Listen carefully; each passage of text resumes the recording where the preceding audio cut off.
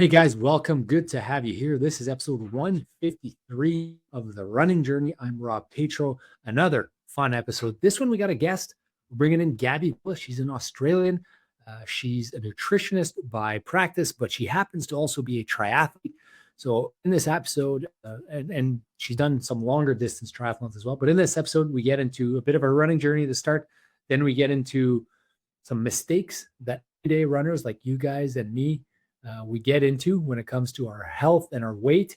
Then eventually she starts giving us tips, working through stuff. And at the end, we talk a bit about the backyard. She happens to be the coach for the greatest of all time backyarder, Phil Gore. You've heard us talk about him on this episode. Bit of a hero of ours when it comes to backyards. So she is the personal nutritionist that she makes his entire race plan for all of his backyard races. So she gets into the mistakes to avoid. I'll be honest, guys, I learned a ton in this episode. For some reason, I think I know a lot about nutrition, but every time I talk to someone who actually knows what they're talking about, I am floored by how little I know and how little I'm able to put in words what I think I'm doing and why I'm doing it. So I love these, kind of a reset for me, take a step back, a bit of humble pie, teach me to always be craving more information and learning more, because we think we know stuff about nutrition and then new research comes out, new stuff comes out. Plus, there's so much to learn. So this is chock full. This episode is chock full, stacked full of information for you, the everyday runner or triathlete or whatever you're doing, or just regular non-runner to learn about nutrition. So it's a great episode. She's an expert. She's one of the all-time greats. We're thrilled to have her on here. Huge catch for us to get her on the show. So we're pumped. Enjoy this episode, guys. 153 of the running journey. It's a good one.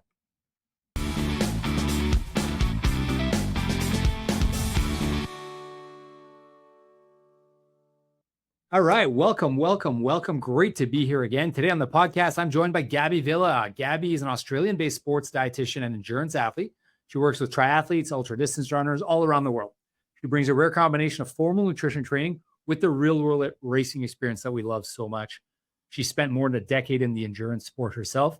She's founder of a company, Intense Eat Fit, where she helps athletes fuel for performance, durability, long-term consistency. She doesn't go after quick fixes. I think she works heavy on race day execution, gut training. She'll talk about some of that.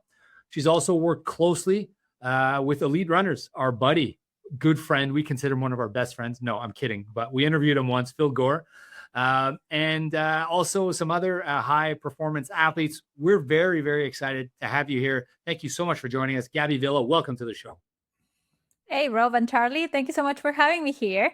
And yeah, happy to be here.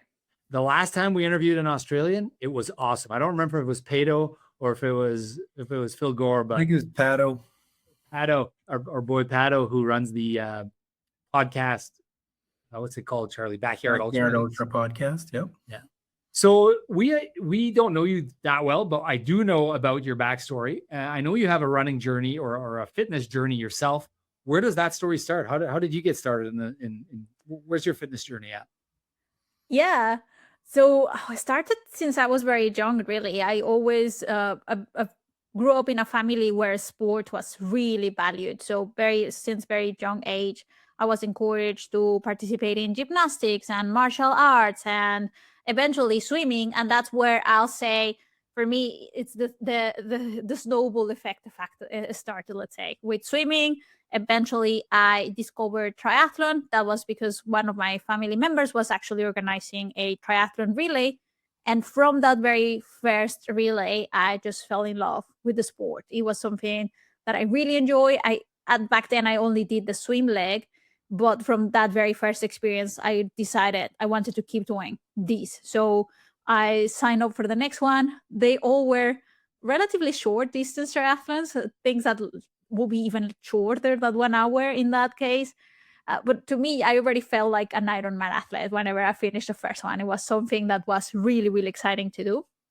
Back then, we're talking about, I was 15 years old. And from that experience with the swim team, with the triathlon, I knew I wanted to continue being involved in the sport somehow. So as an athlete, let's say, because I know that was part of my journey that you ask about, from triathlon, pretty much literally 15 years old. I'm 36 today. And that means that for the last 20 years, that's been really big part of my life. Over time, I obviously moved to longer distances, and is not until probably the last 2 years, due to work and other commitments, I started to shift more towards marathon training. So that's what I've been doing more deliberately recently.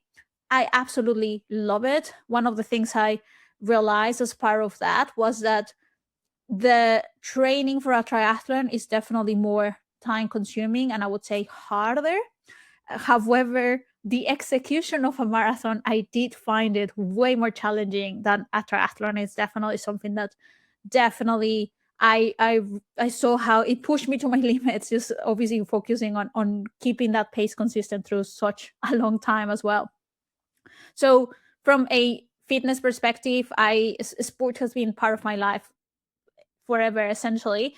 And I've seen how it's been so beneficial for me in terms of not only physically as like my fitness and my health, also even socially with the connections I have made, the people I cross paths along the way. So yeah, I know I talk about it's like a fanatic, and I think I am. So I definitely We're love every crazies too. We're crazy people too. So that's okay. We love fanatics on here. awesome. Did you say you preferred the race execution of the marathon or the pacing or the triathlon? Like I remember when I did, it was my second marathon when I came to that conclusion. And what I said in my race report, I said, training for a marathon is easier than training for a triathlon. Racing a marathon is harder than racing a triathlon. That's the way I felt. At least for me personally, that's how it felt, because it definitely it was quite mentally challenging as well. I remember being there and I was like, why am I still here? And it was a marathon. I mean, I work with clients who go for days. And in my case, with the marathon was already enough for my body to start questioning why we were still running, and when are we going to finally stop. Charlie, do you agree?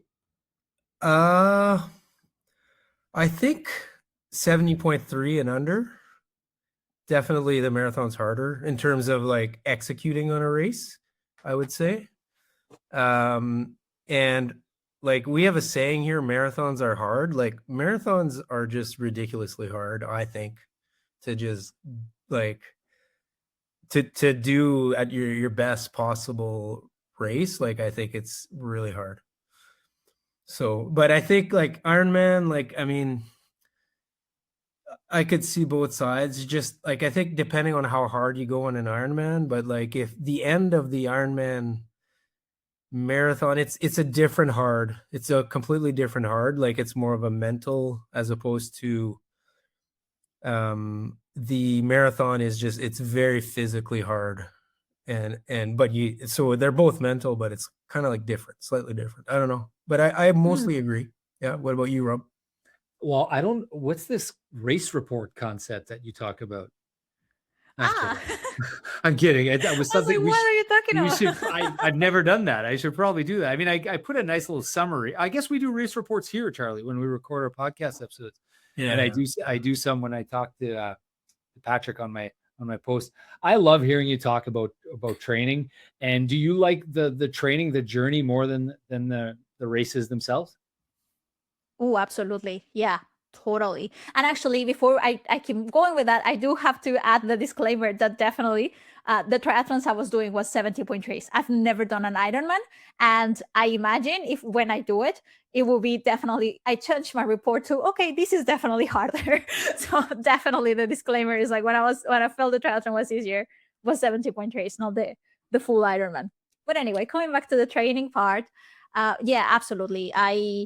I find the training, especially like, for example, like I prepared last year for another marathon.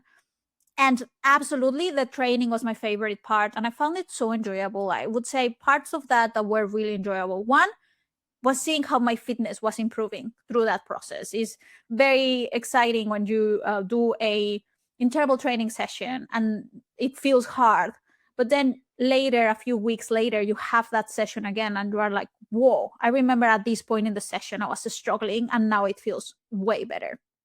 That's one.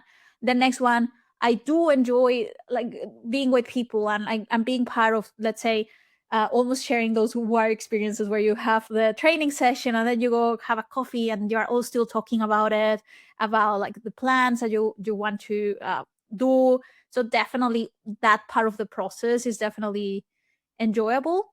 And I'm certainly someone, at least with the way I do like my fitness, I find that probably that's why I prefer endurance sport, because I'm better at sustaining a pace for a really long time.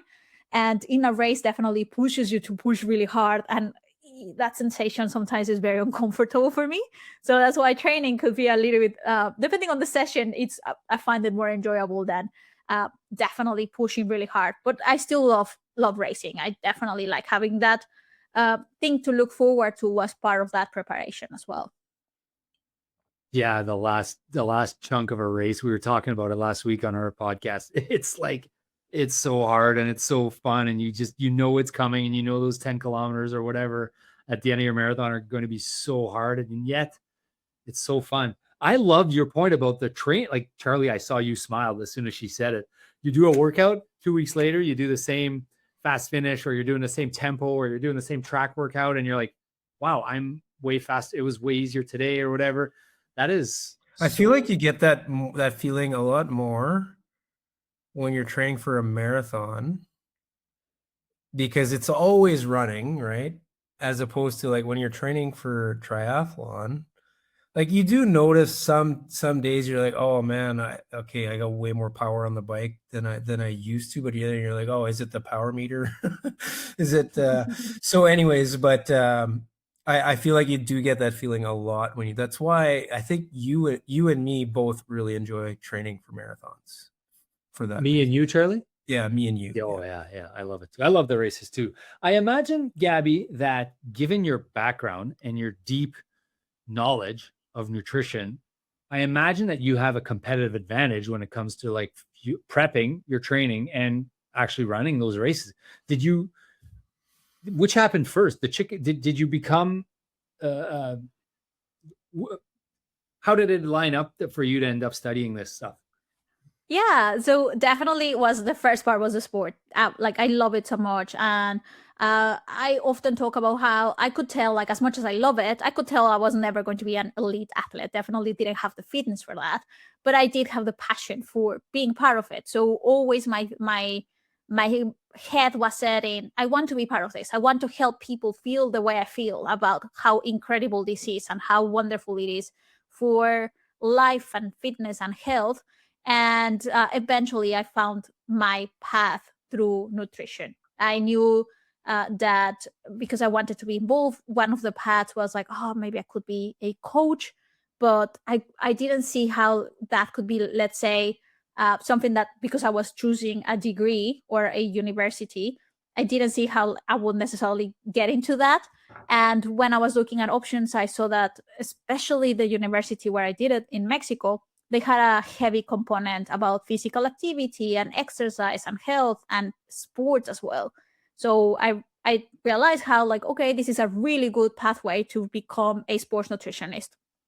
And pretty much from the get-go, that was the thing. As the moment I stepped into that degree, I knew exactly where I was heading in terms of working in sports nutrition. I never in a million years would have imagined I would be working with an athlete that was going to be running for days and achieve a world record. I'm so grateful that has obviously taken me so far, but definitely, like in my head, it was more about loving the sport, being there and supporting people in doing better at it. Yeah. How did you start working with Phil? So I moved to Australia to do a master's degree, and that was in exercise and health, and then ended up staying here longer. Eventually, like it's a really long story that I'm condensing in 2 minutes. Eventually decided to open my practice here in terms of I was not doing sports nutrition, let's say work for a couple of years while I was here. And through that, I was invited to do a presentation at one of the running shops here, and that is that's a running shop that is very focused on trail running.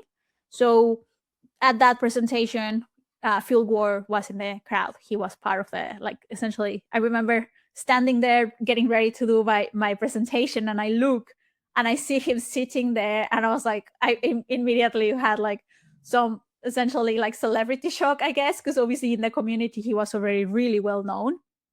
And I'm like, whoa, he's here.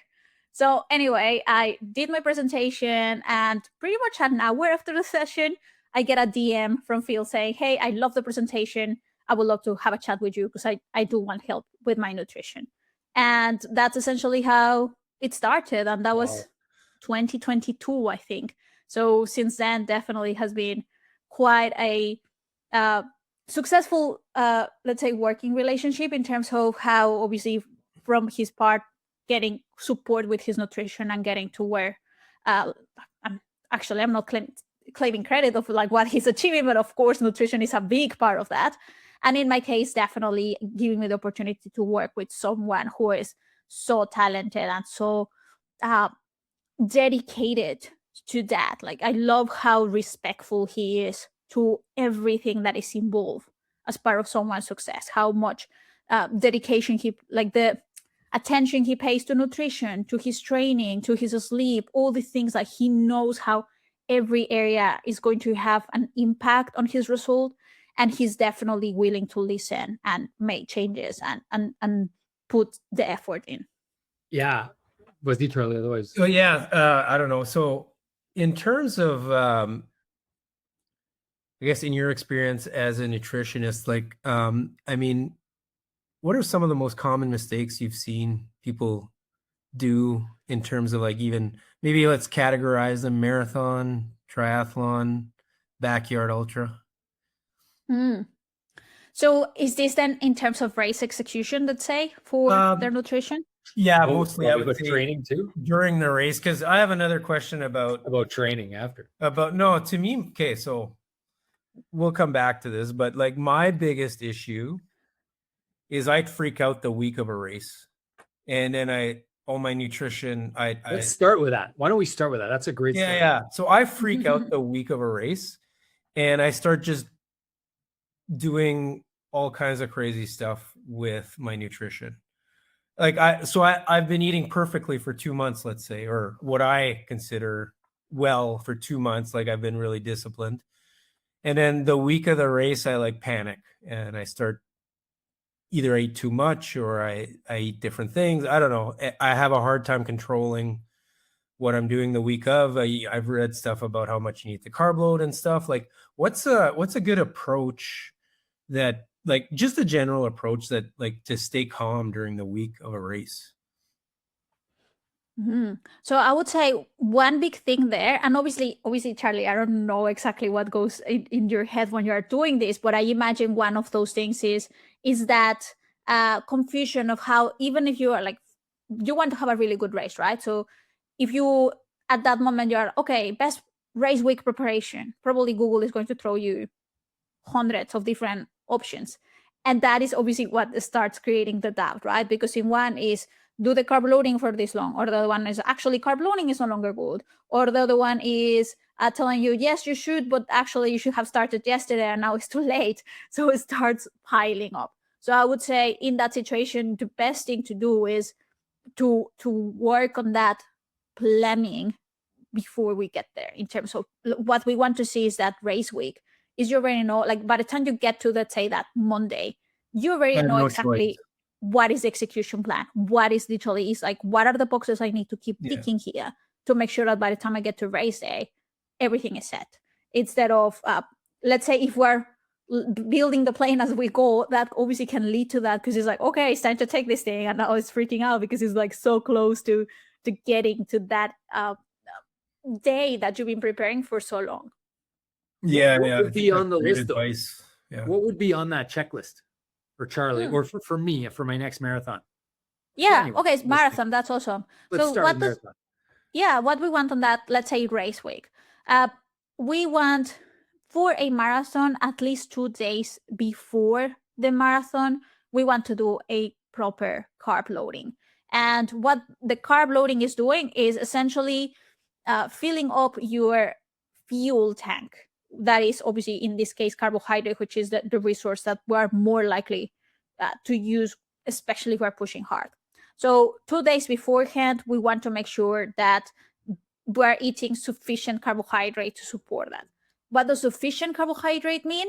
It means, oh, and I'm so sorry for you guys because my measurements are in the metric system. Yeah, that's fine. We're metric. Apologies for that. Canadian too. Yeah, that's fine. Yeah. All right. So we are talking about 8 to 12 grams of carbohydrate per kilo of body weight per day. So it is a lot of carbohydrate once you For how start many looking at days, it. Gabby? That's 2 days out. At least 2 days. At least 2 days. And have you ever heard of people doing too much?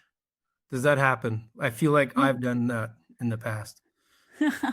It certainly can happen. It's definitely hard. I would say when people do too much, the problem is that it is based on different, like, in foods that are not as helpful. For example, because we think of carbs, often the mind goes to pizza, pasta, ice cream, donuts, awesome foods, yes, high in carbs, also really high in fat. So what we're doing is, in the attempt of eating more carbs, we're also eating a lot of fat. And that component is not as helpful, because what that's doing is now slowing down digestion, making things uncomfortable. Toilet frequency also changes. So things that are not as beneficial in that case. That's one, let's say, side. Other people try to do the carb loading in the, let's say, clean way. Lots of potatoes, salads, quinoa. Like, yes, that has plenty of carbohydrate. However, we're also having lots of fiber, and that is also not helpful. So what we want is to bring it in the middle. We want to have a nice blend of what I call quick carbohydrates, which mostly will be sugars. So that's when we have, let's say, you have your meal and you have a soft drink with that. Probably not something that everyone will be doing daily, but in a carb loading period is extremely helpful, because that small can is already giving you 50 grams of carbohydrate. That if you wanted to get from potatoes, you have to have at least 2 really big potatoes to get that same amount. So it's definitely way simpler to get that. And then, of course, you have that with a plate of pasta or rice. And like, that's how we're mixing both in a way that is giving you that. So yes, it is possible to do too much. And let's say even if we do it right, but I would say for most people is likely not doing enough carbs. Definitely too much food, yes, but not enough carbs. So as an example, I had a race this Sunday. It was a long snow run in a foot of snow, 40 miles. And I had 871 grams of carbs the day before. And I had huge stomach issues. Like, I could barely eat during the race. So I'm trying to figure out the causes of why, because I've never really had that where I couldn't eat during a race. I'm trying to figure out the cause. Is it potentially I ate too much the day before? Too much carbs? I wouldn't say like, so how much was that per kilo of body weight? That's your So I'm wheelhouse, right? I'm just under 80 kilos. Oh, yeah, so we're having way over 10 grams per kilo. Yeah. Yeah, so I would say definitely was on the top of the recommendation. I wouldn't say it was too much. It's still within the recommendation. Okay. Probably what I will be looking at is where you were getting it from, in terms of if most of that was solids and most of that had some fat and some fiber, that definitely makes it really challenging. Usually when we're pushing for such high intake, we do want a fair bit of that be sugar, essentially, because what sugar is doing is something that is giving you the carbohydrate in a really smaller portion. So that's something that definitely will be worth looking at. And the other thing is that you had 870 grams. If part of your regular life you are, let's say, having 200 or less, is also a lot, right? Because obviously your body is not used to process that much food. So that is another thing to pay attention to in terms of what does your normal diet look like, and how much of a stretch are we pushing for if your intake is definitely going to be, let's say, on the end of the bracket for how much is recommended. Yeah, 850 grams of carbs in mashed potatoes would probably not be great because that's a lot of volume of mashed potatoes. Is the first time I hear this, Charlie. Maybe you knew this. I didn't know we were supposed to eat soft drinks the night before a race. I did not know No, that. I mean, I'm definitely gonna start doing that because That's so much gonna be- easier. I've avoided soft drinks my whole life. You know, the one time I ate soft drink in the last 5 years. Do you remember, Charlie? I It don't was know. at our 777. We Oh, sent yeah, out for that meal, and I ordered like a soft drink, and everyone was crushing soft drink, and like we needed those carbs at that point. So sugar. Okay, so 2 days out to summarize, I'm a little heavier than Charlie, so I should be doing 700 to 800 grams of carbs 2 days out, and I should be doing a little bit more 1 day out. Is that correct? So 8 to 9 grams of carbs per kilo 2 days out, 9 to 10 grams of carbs per kilo 1 day out. Is that correct? Not necessarily. When I say 2 days out, I mean, for example, if let's keep going with the marathon Sunday 7 a.m., it means that all Friday and all Saturday you're doing the carb loading. Okay, it's the same amount. It's not more on the Saturday than the Friday. 8 to 9 grams on both days. Yes, correct. Got it. Yeah. And it's just an insane amount of carbs. Oh, it's an insane amount. But I guess that's why you do soft drinks, because I usually do like rice and mashed potatoes and pasta and simple carbs, and then I usually munch on pretzels all day. Is that stupid? It's not, but once again, we're obviously going with the solids, and I'm fairly certain that if I count that, you may be close to what you want, but it definitely is more food than we want to. So how can we, let's say, change this? Yes, you can have, and it doesn't have to be soft drink. Obviously, was an example. We can use fruit juice, or you can use even Gatorade, or some, essentially what we want is a drink or something that is adding lots of, you can use, like, for example, if you like your Tailwind or whatever it's your preferred sports drink brand, you can use that. I normally tend to suggest the, let's say, more supermarket stuff like Gatorade, Powerade, because it's cheaper, and like you don't want to be using your good stuff while you're sitting on your couch sipping on that. So that's why I would suggest something like that. But what we want is that it doesn't mean that that's all you're consuming, because a carb loading where you're only drinking sugar is not going to be ideal either. But we want to find a balance. We want to make sure that there is, essentially, looking at the way I would strive to do it is that, let's say, your food size is almost the same as your normal meals. Obviously, in this case, what we're doing is, instead of having the chicken and the salad, the whole plate is now pasta, let's say. But we don't want to have like now 2 plates of pasta, because that obviously it will be too uncomfortable, because your body's not used to those quantities. That is such valuable information. I wish someone would have told me that years ago. Do you want to continue on the marathon, Charlie, or do you want to talk a bit about training and mistakes people make in training? Or do you have more questions on the marathon, Charlie? Sorry, I didn't catch your question. Do you want to ask more questions about the marathon? I'm curious about the training, what mistakes that people make in training for the marathon. Yeah, sure. Let's go there. Yeah. Does that make sense? Okay, so what about mistakes that people make in training for their races? I would say there's 2 big mistakes. One is that there's still a really high prevalence of the school of thought that when you are preparing for a marathon, or let's say a weight bearing race like marathon, triathlon, something where essentially you need to carry your weight, the best thing you can do for yourself is lose weight, because that's obviously you are carrying less weight, therefore you're faster. And even physiologically, if we look at body fat in terms of running economy, yes, having less body fat could help. The problem in the equation that we forget is that for anybody to lose weight, the only way to achieve that weight loss is through energy restriction, to like essentially cutting down calories. And those calories are energy. So if we're preparing for a race that requires obviously the training, and that training is demanding energy, and because we are trying to lose weight, we're restricting that energy, instead of actually preparing for the race as optimally as possible, we're almost putting the handbrake on and we're expecting the body to do the work when we are limiting the resources. So that's definitely a big mistake. Usually when someone is preparing for, actually not everyone, but there's still a really big prevalence that when we're looking at the journey, the very first thing to look at is, okay, what is my race weight? How much weight should I be losing between now and that race? Yeah, Charlie and I have both said that. I've said that recently on this podcast. Oh, I just need to lose a little 10 pounds, and I'll lose it in the most intense week of my build here, is what I've said before. Yeah, Okay, it's hard because you immediately feel faster when you do lose weight, especially for a marathon.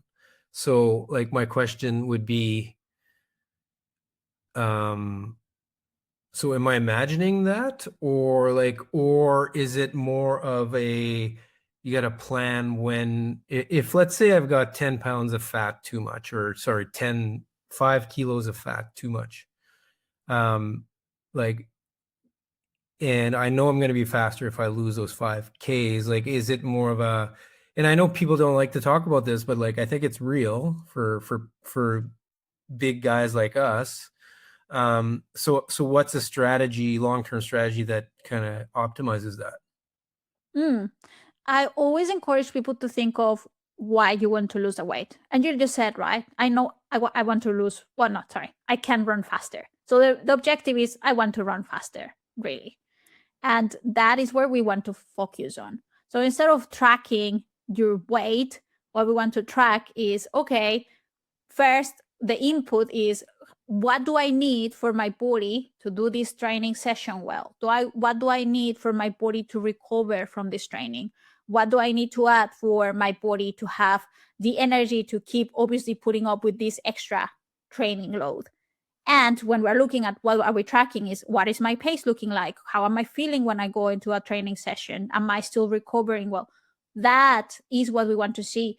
And when you focus on that, when we are looking at the input, which is obviously that energy, matching that demand, which is a training and the load that you're applying, your body naturally will shift to, I call it the happy place. And to me, the happy place is a place where you are capable of doing your training extremely well without being obsessive about your food intake, without having to be weighing every single thing that you're planning to put in your mouth, without thinking about food the whole time, which is something that happens very frequently when someone is so, let's say, focused on, I need to lose weight so I can be faster. The first thing that happens is that we're always thinking about food, or like essentially makes, like, for example, you're heading to your run, and instead of fueling for it so that way you support that, the first thing we do is like, no, I shouldn't, because I haven't earned the calories. Or you come from the run, it's like, oh, I didn't push hard enough, maybe I shouldn't eat these. And we are starting to compromise the energy. If we do it the reverse, if we're being proactive, it is amazing how the body starts responding quite positively. We have the energy to train, and because you have the energy to train, now you're even burning more calories, because now you're able to push harder, you're able to go longer. You are no longer a couch potato when you come from your long run, and you are actually feeling like doing work in the backyard or going and playing with the kids, because your body now has the energy to do so. So it's more about, I will argue when someone says, oh, I actually like lost weight and I got faster, I still know, or like I still would say, like, if I could just go back in time and say, like, okay, what I'm going to do is I'm going to give you a diet in quality, I wouldn't be surprised if that person is still running really fast, or if not even faster, because now we're focusing on the things that are going to actually make a difference. interesting. So you're saying the body. I'm guilty of all those things. Yeah, me too. I'm the worst at all of those. And I would ask you specifically. So I think Like you're getting obsessed with the food. Anyways, yeah. No, go ahead. Yeah, no, I agree. It's something we both You've been have talked about this on the past. show. Okay, I'm coming into a build, I'm at my quote unquote race weight, or I'm coming into a build, I'm, let's say, 10 pounds overweight. Same build, same, 6 months apart, just because of where I was in my life, whatever. You're saying that on I need to fuel the same, and at least make sure there's enough energy. And you're saying in the case where I'm 10 pounds overweight, I'll have more energy, I'll burn more, and I will naturally, my body will find the happy medium, and I'll naturally lose the 5 pounds without sacrificing any. And I'll maybe finish kind of in between there somewhere, and without sacrificing any of the energy by eating enough and making sure I'm eating enough. And if I'm coming in at race weight, I'll probably just have to eat way more than I'm used to. Am I understanding that correctly? So sort of. So like it's hard for me to say like, oh, everyone always is going to lose the weight, because that is like, that's why I say the happy place, because it's like what your body naturally finds as the spot for you to be functioning in an optimal way. Our body, for the body, the priority is your health. The priority is that the systems in your body are operating correctly. And that requires energy, that requires nutrients. If we come and essentially, let's say, I like using an example where I have, let's say, a bucket, and in that bucket, I'm going to use let's say there's water in that bucket. So, and let's say you are focused on, I need to lose weight, so this is as much as I'm going to have. And then because you go and do the physical activity, you consume a lot of that. Like literally you are burning those calories, or like, let's say, using that water. Now your body has, let's say, a third of a bucket left, and turns out that your body, for you to for your immune system to work, for your hormone system to work, essentially needs at least half of the bucket, and you already have used more than that. Your body, what it's going to do is going to start compromising things. It's going to start grabbing from here and there in order to try and make do. And that's how people end up with injuries. That's how people end up sick. And that's how, obviously, because your body wants more in the bucket, it's screaming for more energy. So for some people, when we are making sure that, let's say, the bucket has enough for everything that we need, yes, that those changes happen where naturally your body shifts to that place. However, very rarely that place is a number that you have in your head because you went online and used a calculator that told you that if you are this tall and this is your current body weight, then you should be this should be your body weight now. Very rarely that is the case, because in most situations we're talking about a really big gap from where you are to what that, let's say, calculator is telling you you should be. And when we do this very big gap, it's very difficult for you to expect that to happen in 6 months, where your body is always looking at keeping things at balance. And right now, this place where you are right now, that's the balance for your body. So what we want is like very, very, very slightly have those changes, where perhaps next year you will be there, because we're looking at that. But expecting that, let's say, 3 to 6 months to suddenly have that radical transformation, we see it. Of course, there's like, my Instagram is full of that, like people talking about how they in 6 months became a whole different person. But what they don't talk about is what does that look at in terms of race results, or how actually, like, what their health, their ability to even socialize, because now they are the person who comes to a social event with a pack of containers and baby carrots, because that's all they are allowed to eat. Yeah, I don't think we're so. I'm certainly not thinking that. I want to do that. I'm asking real questions. If I'm overweight where I normally am entering a build, basically Charlie's question was, should we lose that or should we not? And I thought I understood, but I don't know if I do now. But look, I'm not against people losing weight, and you will very likely. But the thing is that my recommendation is you shouldn't. I don't like using shouldn't, but it's not. I want to recommend you to look at that as the indicator that is going to tell you are making progress. What we want to focus on. I know the indicator is it's my speed around the laps, and it's my speed in my 1K intervals, and it's my fast finish in my 15K or whatever, right?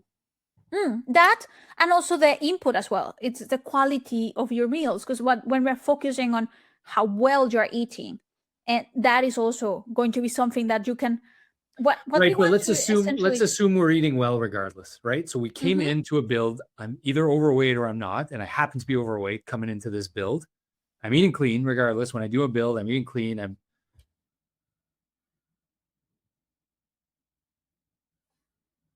Sorry, you cut out a little bit. Yeah. Well, I was waiting. I was just waiting for you to. Okay. Sorry. Okay. So I get it. Yeah, look, the thing is that we do need to change, right? Because if, like, let's say if the input is always going to be I'm eating clean, but all I'm changing is the expectation, then in that way, there's nothing we're changing really. Like what we want is like, okay, hang on, I do want to change.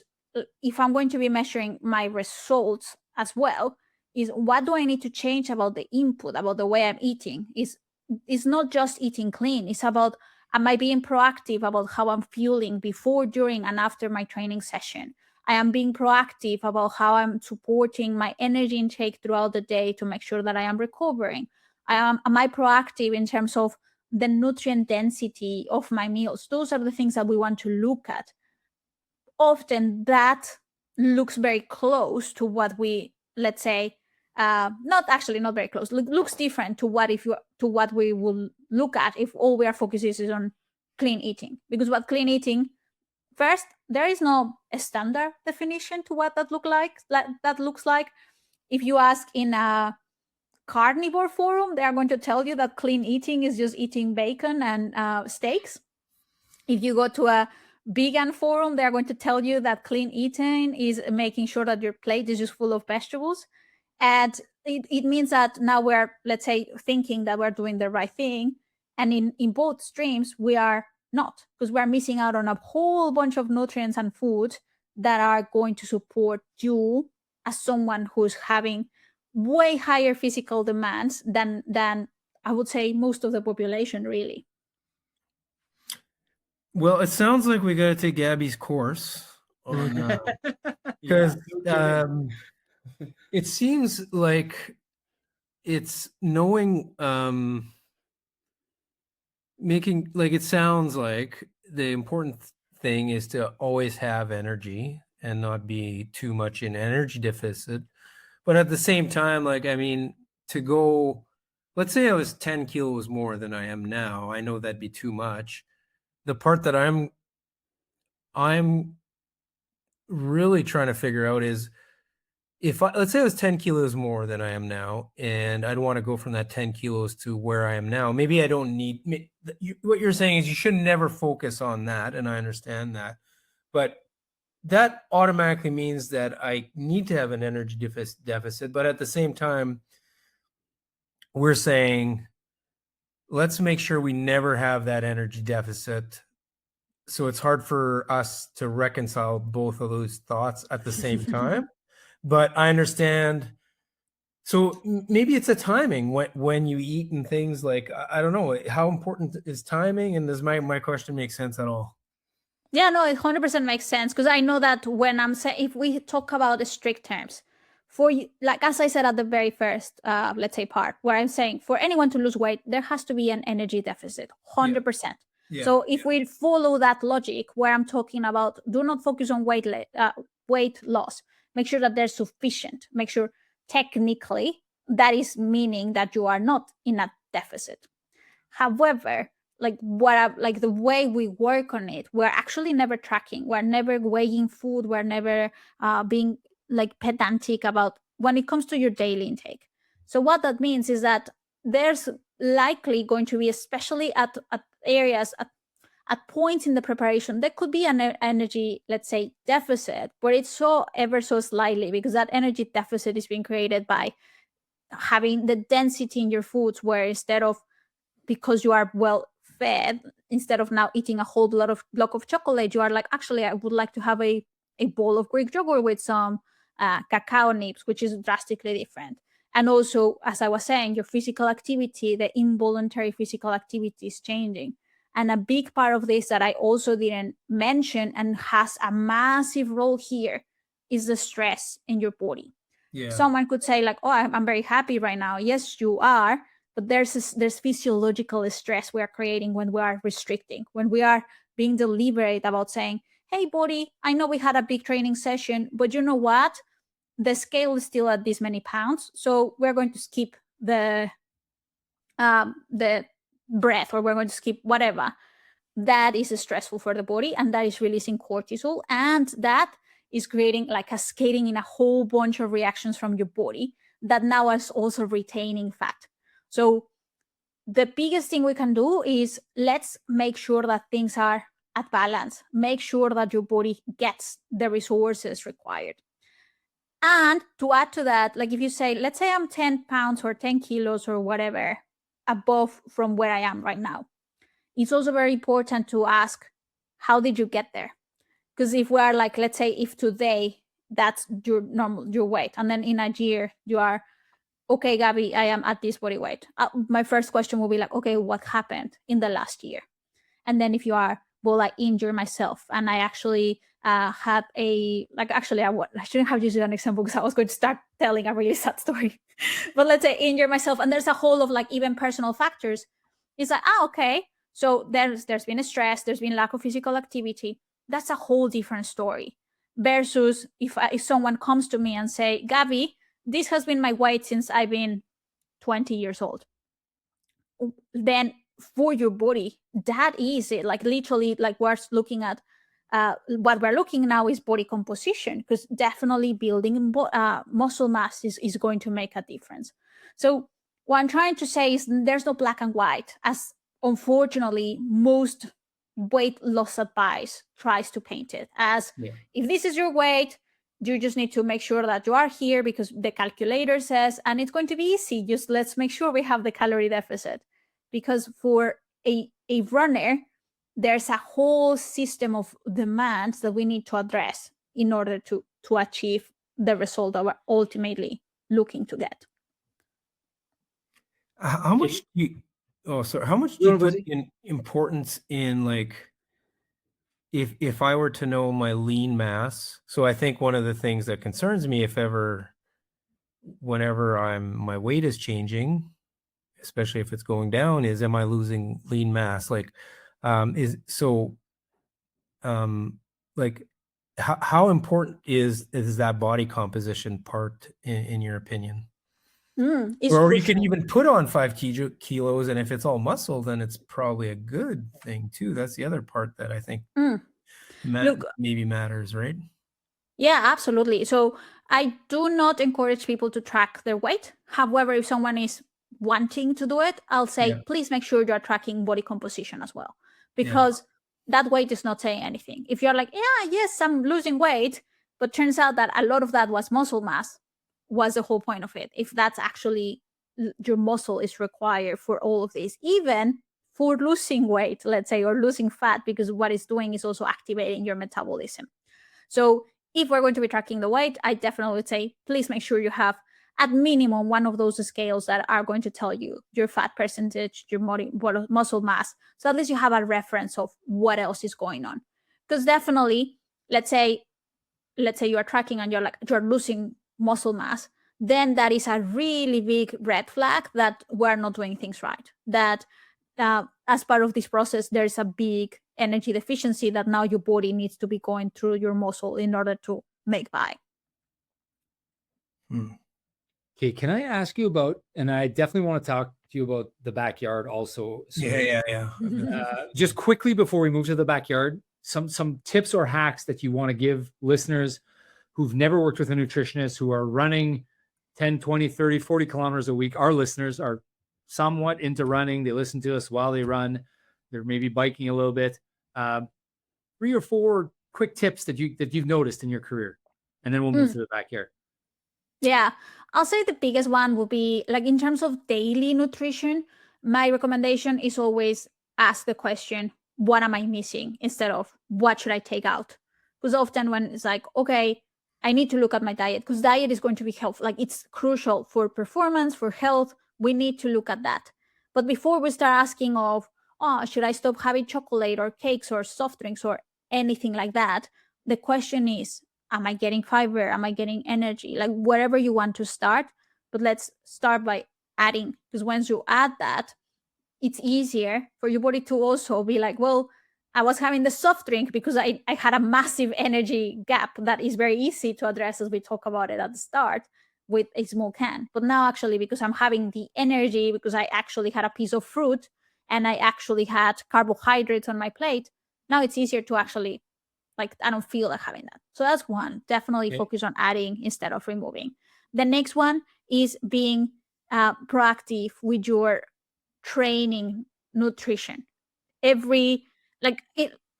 there's a specifics about training sessions, but I would say any, like at this stage, because we're quick tips and let's start, would be any training session that is going to be 1 hour or longer, you want to make sure you are fueling beforehand. Absolutely. That's I something we usually want to do if it's one. Well, I mean, if there's some intensity, I will. Yeah. There you go. So we want to make sure, like, and this is, yes, I'm generalizing, but that's because I would rather someone eating than not eating before a training session. So that is something we 100% want to do. And the other one is definitely after a training session, we do want to have a recovery. And a recovery means that ideally within the first 2 hours of training, you want to make sure you are eating. And preferably, we want to make sure that you are eating or consuming, there's carbohydrate and there's protein. Many people, and that's like, I mean, there's common mistakes. I want to say is the biggest one, but in the case of recovery, most people think of protein as the only nutrient to pay attention to. And as helpful as it is actually the carbohydrate, the one that your body, if we're talking about a run or an aerobic activity, is a carbohydrate, the one that we need to prioritize after training. Okay. And and the other one would be like, definitely don't be afraid to ask a professional for help. I know that is essentially saying like, oh well, now I need to work with someone, but it's definitely helpful to follow a system instead of like going down rabbit holes of I know, and like I do love AI. I use it as well, but I would never ask it to put together a meal plan for me, or I will never ask to even a training plan, because I know that there's a lot of nuance and there's a lot of things that the context and where we're coming from and what we're working towards needs to be addressed. And I know that as helpful as that can be, and as helpful as I even have had referrals of people saying, I came to you because ChatGPT told me to do it. A lot of people are also going the path of like, oh, actually, like I can just keep chatting with this thing and it's going to tell me what to do. And let's say once we're going more specific, it can be really conflicting advice as well. A quick question about post-workout.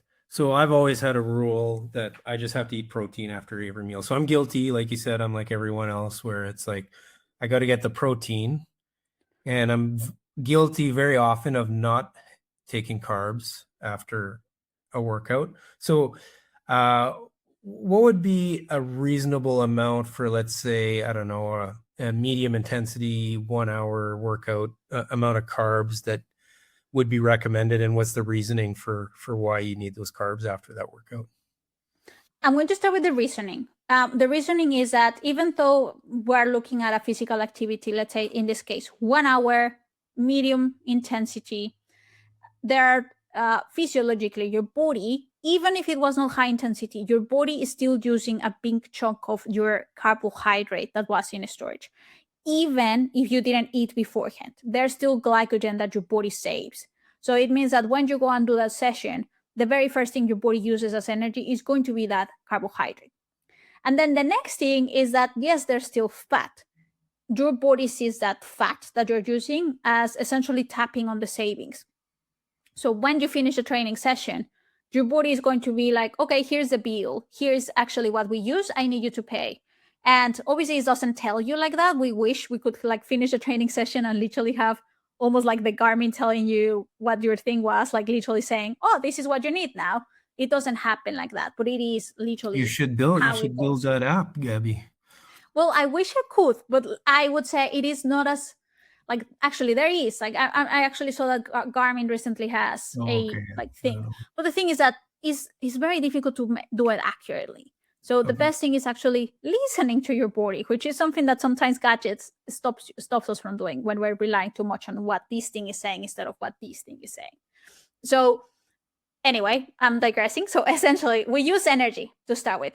What happens? We know research has shown that the window immediately after training is the one that is the most efficient for us to restock that glycogen. Is when our body is really good at what you're getting in is going straight to the fuel tank.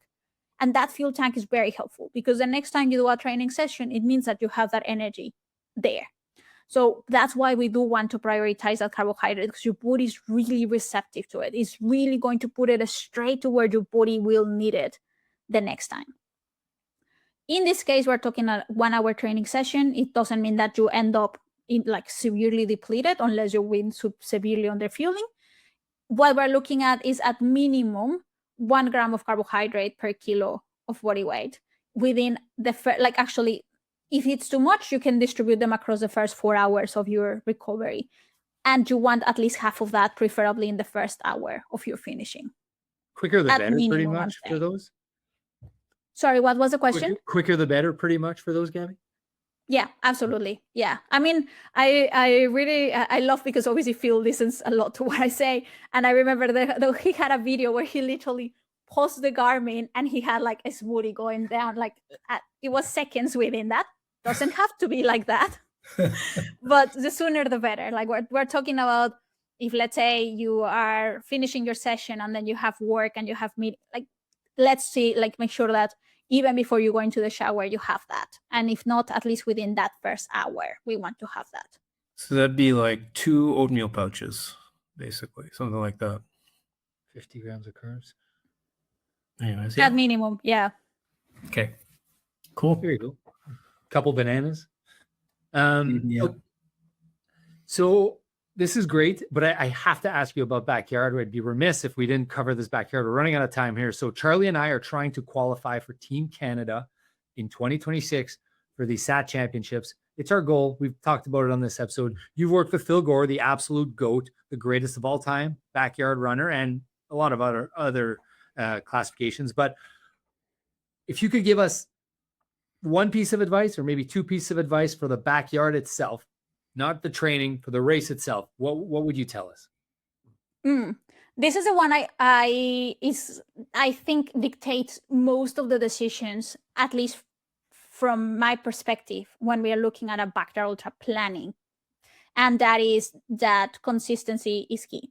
When we look at a backyard, compared to any other race format, where you are rewarded by being faster, as like essentially the faster you are moving, the more likely you are going to be the winner. Because if we look at essentially from a 5K to a marathon to a 100-miler, the winner is the faster one. That's it. So what we're focusing on is, what do I need to do to make sure that I'm moving as fast as possible? In the case of a backyard ultra, what we want is to be there for as long as possible. And that changes again drastically from how much you're eating, from what you're eating in specifically. If we look at, for example, consistency, right? We want to be there for as long as possible. And especially for people who come from a road racing background, the first thing that they think of their nutrition plan is, energy gels. I have one every half an hour. So it means every loop, I just have 2 energy gels, and that's going to be amazing.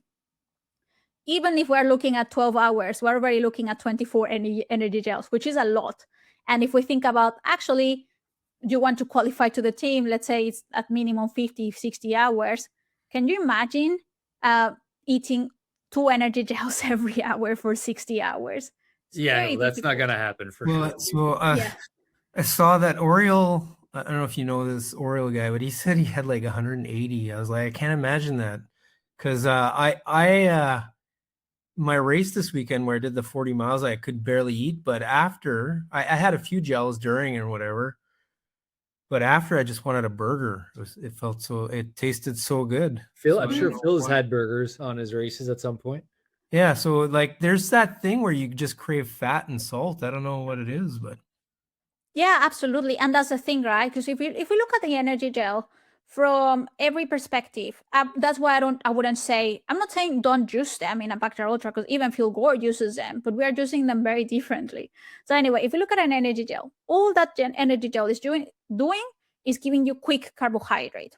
So it means that in a backyard ultra, for someone who is pacing themselves, which means that you're trying to go at a relatively conservative pace because you want to stay there for, not in the loop, but on the race for as long as possible.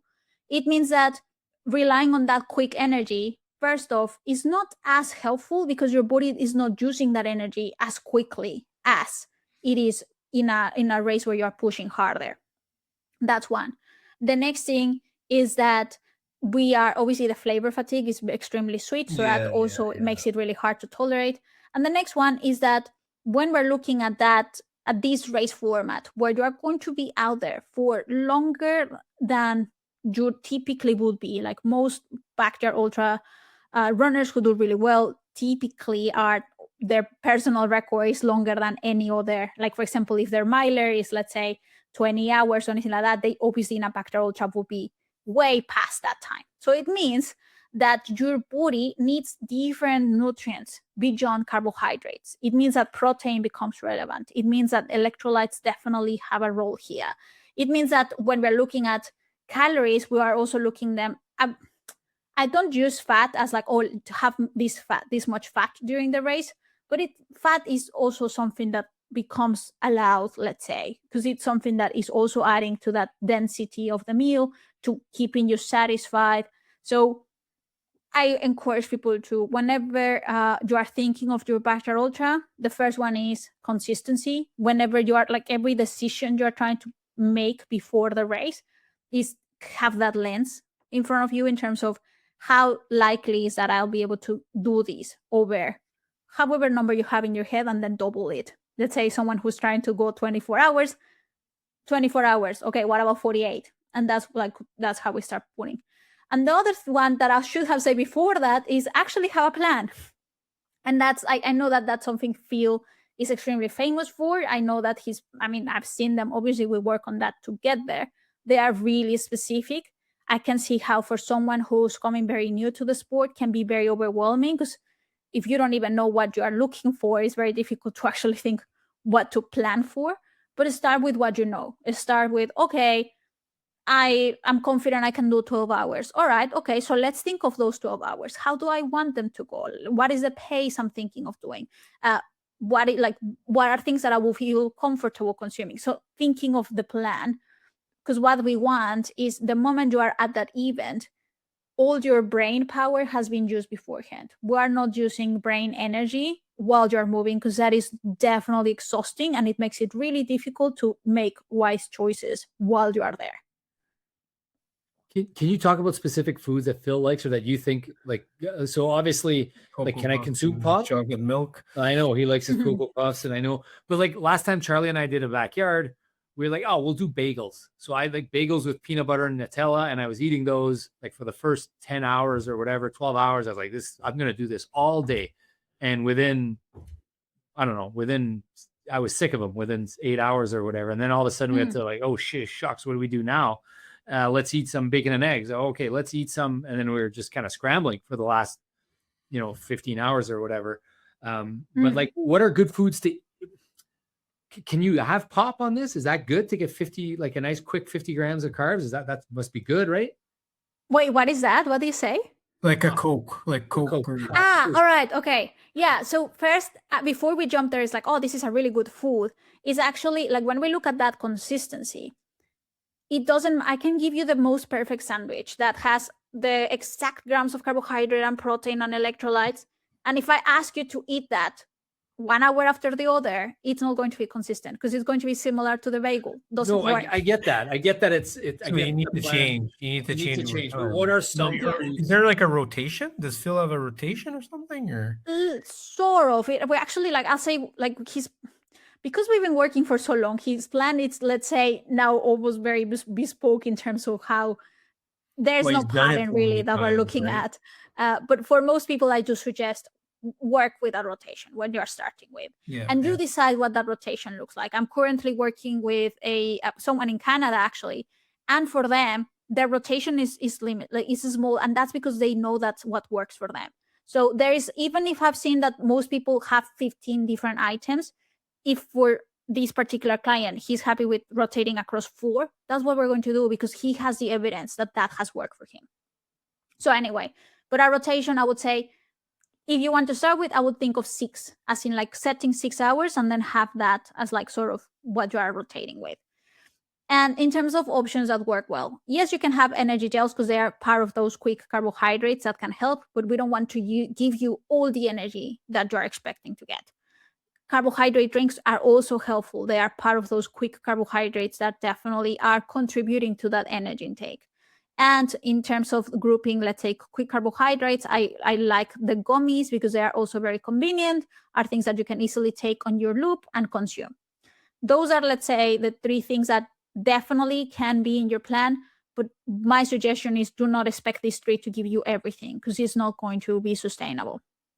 From there, seriously, we can add so many options, and it's a matter of personal preference.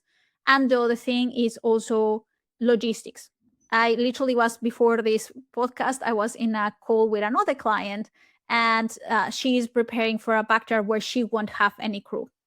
Her food choices are drastically different to someone who's going to have someone there the whole race, because then that person helping can help prepare food. In the case of this client, we need to have things that are very easy to just grab and eat. So anyway, with that, baby food pouches, sandwiches of whatever variety you want. I remember someone, actually, this may not be relevant for your audience because Vegemite is not a thing over there. But there's this spread in Australia. It's very salty. Yeah. And nutritionally, for, let's say, if we look at energy, if we look at carbohydrate, it doesn't add much. There's some sodium in it. That's it. And someone once says, like, oh, I guess I shouldn't have that, right? Because it's useless. And I'm like, actually, it's not useless, because you are spreading that on bread, and that is making that sandwich tastier, especially if you like it.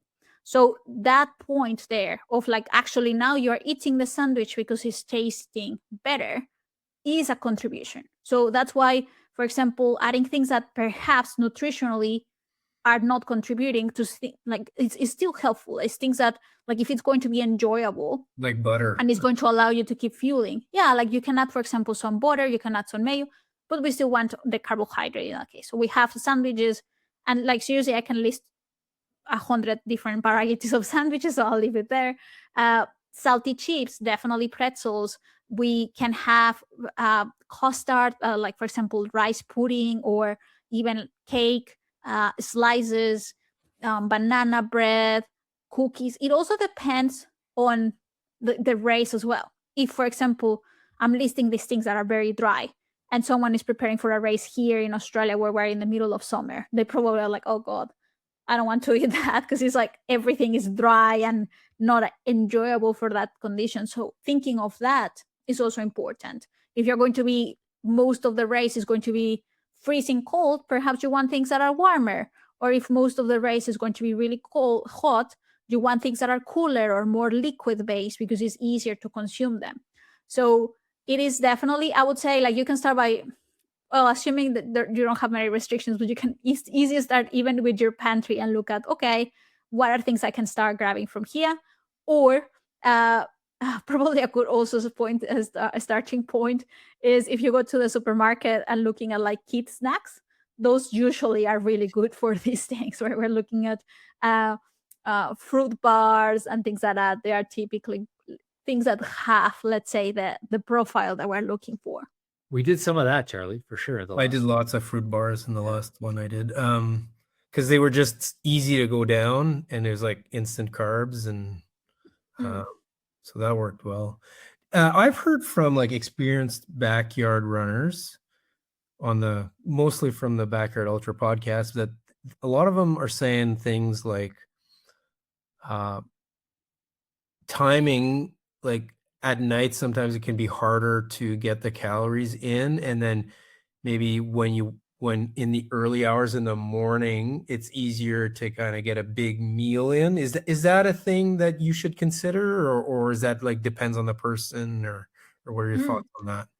Yeah, absolutely depends on the person, I would say. And sometimes experience tells you this, but I would say if someone is new to planning or even going through the night in a race, it is safe to assume that your appetite is going to be different. And in that case, it's not eating more or less, it's more about where you're getting the energy from.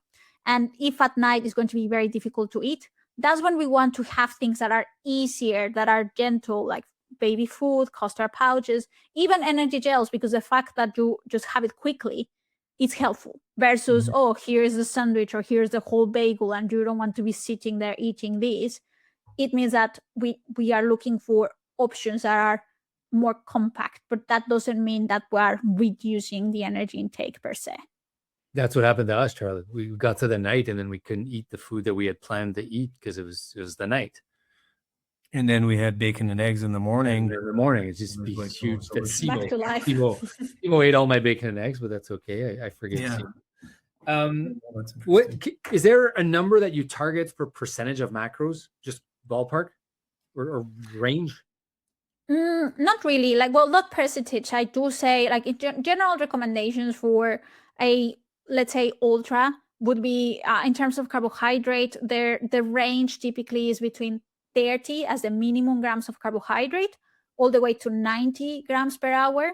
Most just people in a percentage. Just percent. How much should you get from carbs, protein, fat?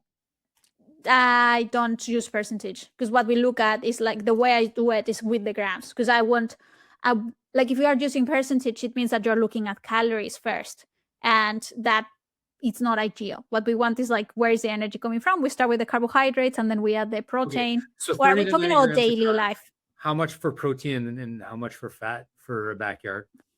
Protein 5 to 10 grams per hour on average.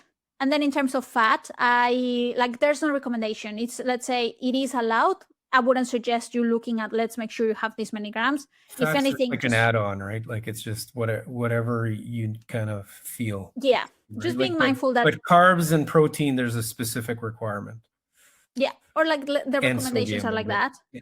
Yes. Yeah. The slower and the slower you're moving, the more the easier it is for you to incorporate the fat, because it means that your body is not like that pushing at high intensity and benefits from that, let's say, a slower energy. But if we are like, you need to be careful not to add too much, because that could also cause gut upset.